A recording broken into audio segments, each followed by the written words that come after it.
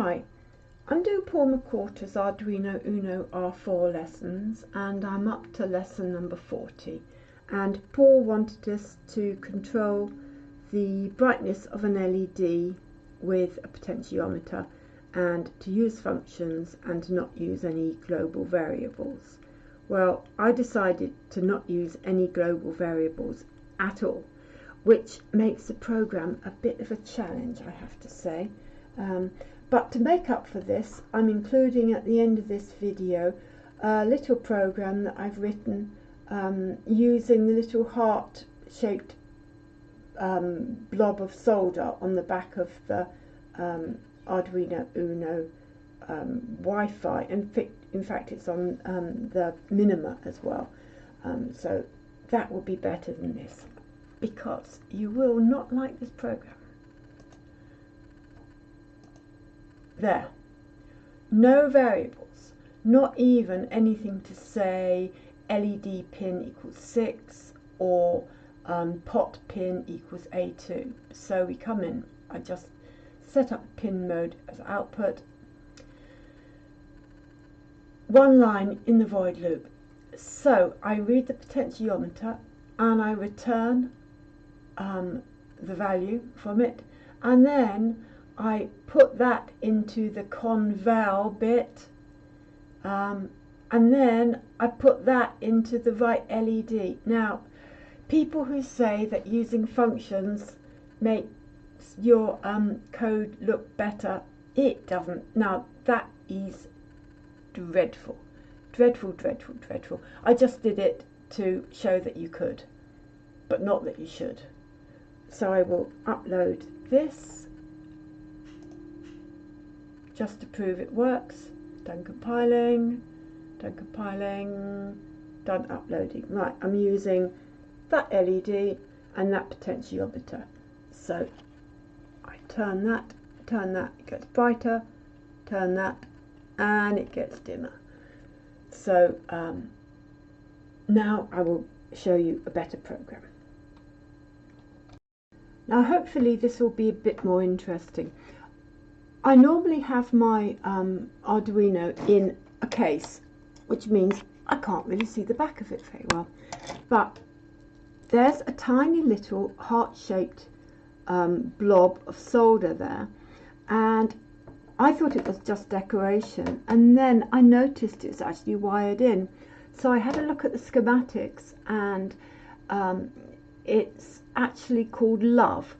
And it's pin 204 on the Minima and pin 113 on the Wi-Fi. I think they had to have different numbers because the Wi-Fi was using 204 for the LED matrix.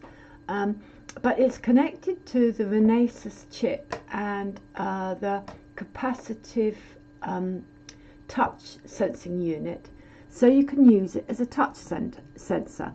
But this is a bit beyond me, so I thought I would just initially try to see whether I could use it as a button. Now I'm using just that is connected to ground, and I thought if I just touched it, it might do something. So all I wanted to do is if I touch it, it will toggle the top, the red LED. I'm only using the traffic lights because I couldn't be bothered to put in the resistor. So it's up and running. So, and I'm also displaying a message there when I touch it. So if I just touch it, it's on, and look, it says turned on by the little heart, and then touch it again, touch it again, touch it again. Now it would be so much better if you could just do it with your finger, but baby steps. So this is my program. Now, as the pin number isn't one of the standard ones, you have to use direct register access, and Peter Carlson's done things with this. I mean, I've had a little play, but I was hoping to be able to access the LED matrix, but it was all uses Charlie plexing and all these things I've never heard of before. so I'm just sticking to this for the time being.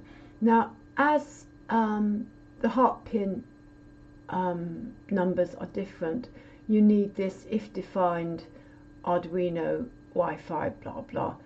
It's pin 13, and to specify it you just use that syntax there, and you put in port 1 and pin 13 for 113, and port 2 and pin 4 for pin 204. Then I'm just, this code is actually based on the example debounce code. I couldn't be bothered to write my own. So here we are in the setup. I'm setting it up as input and enabling pull up, and setting the LED as output, then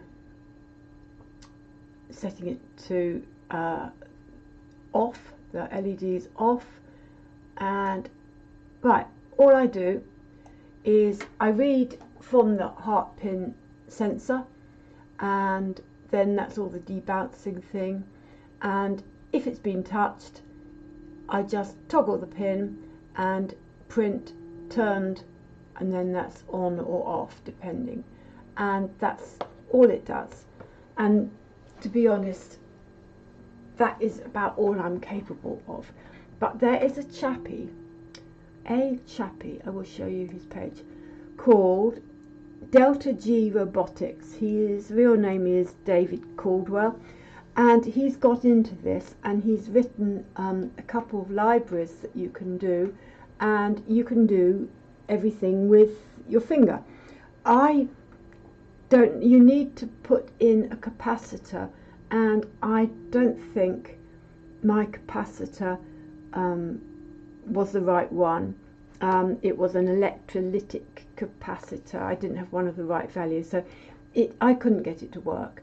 But as well as that, he's got a couple of other videos to tell you exactly how he did it, and it is a total nightmare, so I'll leave it to him to do that.